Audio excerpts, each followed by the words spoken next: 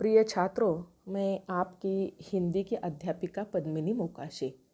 छात्रों, आज हम शब्द संपदा के अंतर्गत जो शब्द समूह के लिए एक सही शब्द चुनकर लिखिए, इस प्रकार कृति पूछी जाती है, उस कृति के बारे में हम जानकारी लेंगे।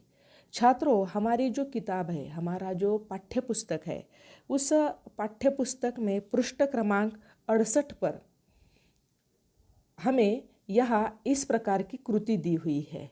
वहाँ देखिए कि छठा प्रश्न है, प्रश्न नहीं कहेंगे लेकिन छठी कृति दी हुई है। वह कौन सी है? तो निम्नलिखित शब्द समूह के लिए कोष्टक में दिए गए शब्दों में से सही शब्द चुनकर शब्द समूह के सामने लिखिए।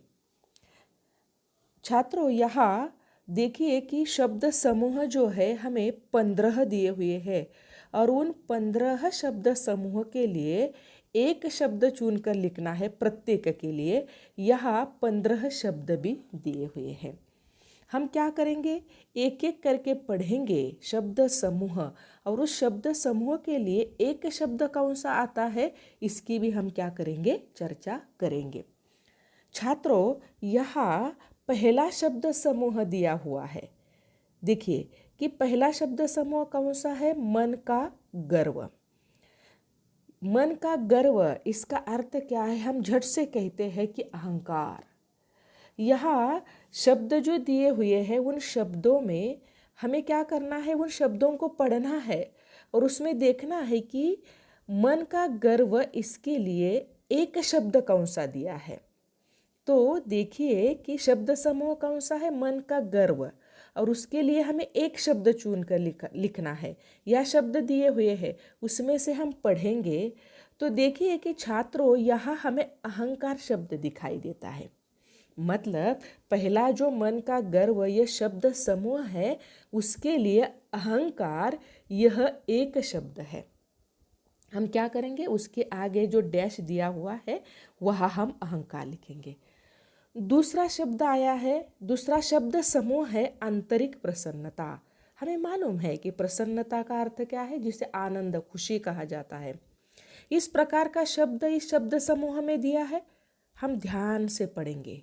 देखिए कि यहाँ जो शब्द दिए हुए हैं उनमें से एक शब्द हमें दिखाई देता है हर्ष। उसे हम क्या कहते हैं, खुशी कहते हैं, आनंद कहते हैं। मतलब आंतरिक प्रसन्नता, इस शब्द समूह के लिए एक शब्द कौन सा आता है, तो हर्ष आता है।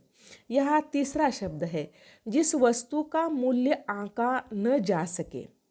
मतलब जो वस्तु होती है, जिस वस्तु का मूल्य जो है वो मूल्य हम तय नहीं कर पाते, जो हमारे लिए बहुत ही वह कैसी होती है, अमूल्य होती है। हम देखेंगे कि अमूल्य शब्द यहाँ कोई आया है। तो देखिए कि शब्द समूह कौन सा है, जिस वस्तु का मूल्य आंका न जा सके।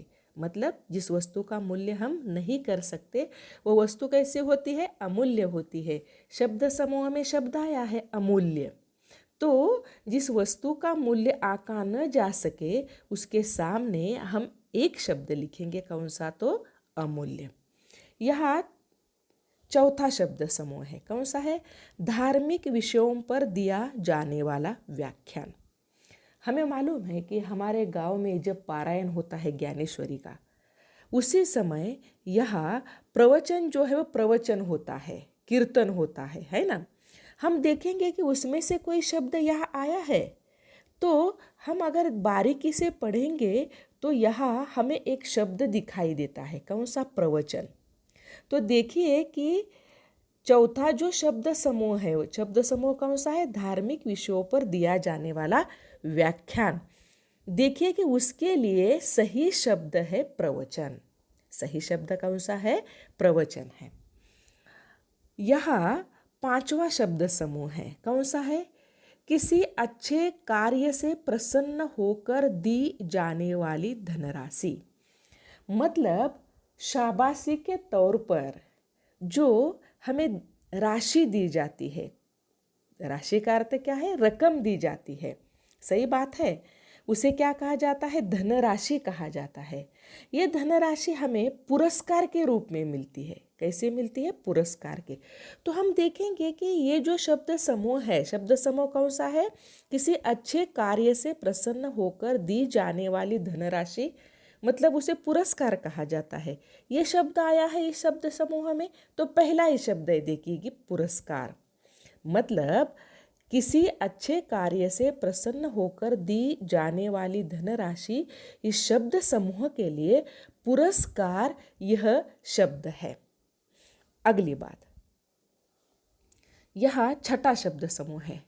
प्रिय व्यक्ति की मृत्यु पर प्रकट किया जाने वाला दुख।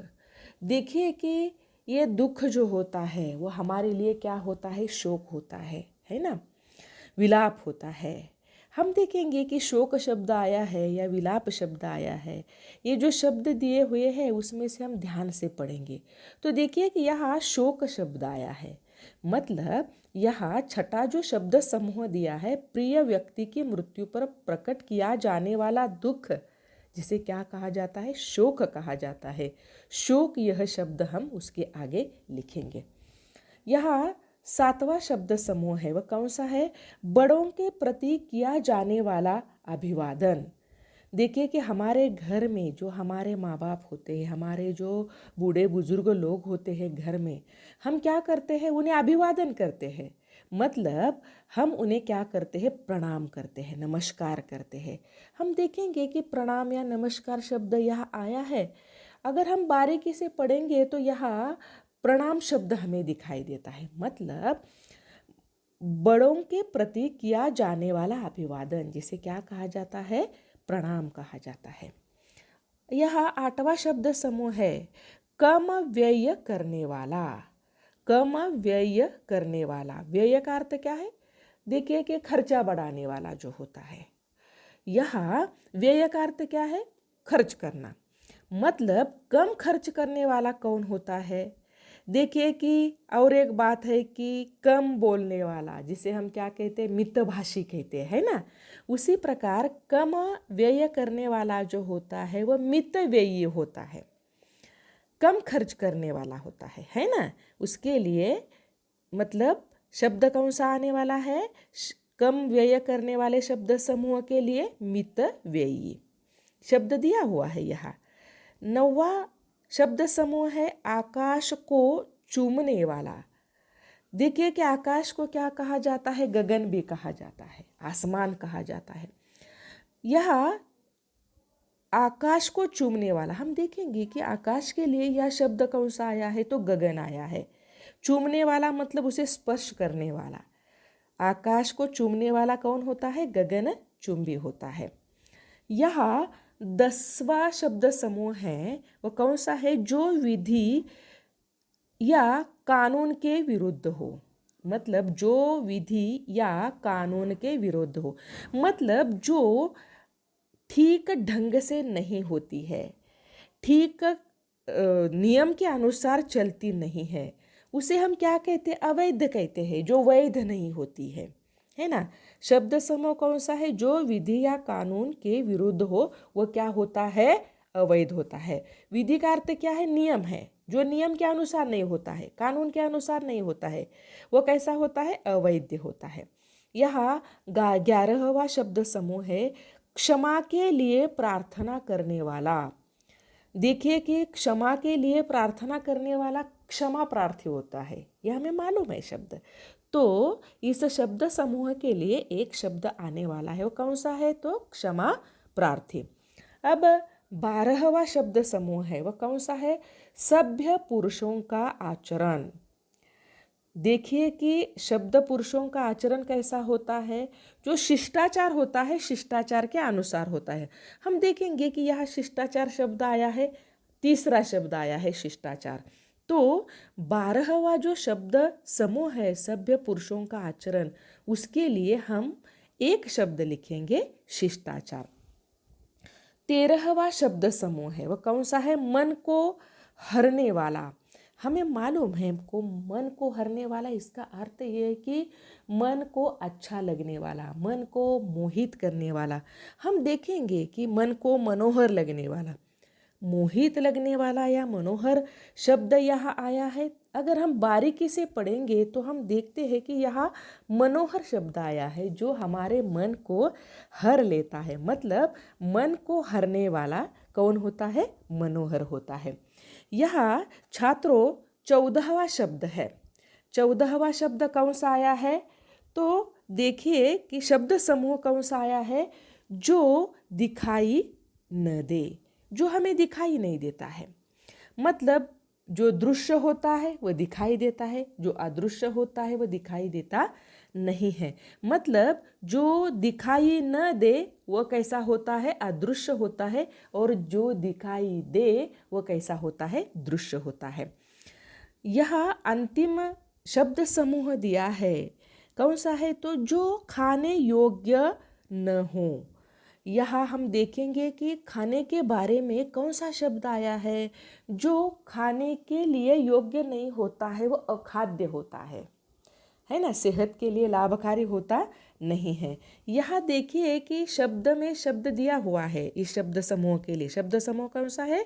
जो खाने योग्य न हो वह कैसा होता है? अखाद्य होता है।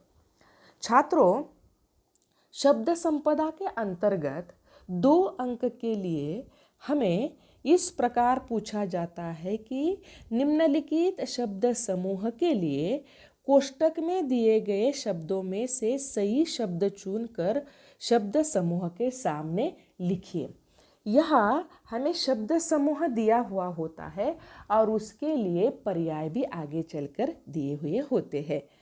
तो आज हमने शब्द संपदा के अंतर्गत जो शब्द समूह के लिए एक शब्द लिखिए, इस प्रकार जो कृति पूछी जाती है उस कृति के बारे में हमने जानकारी दी हुई है।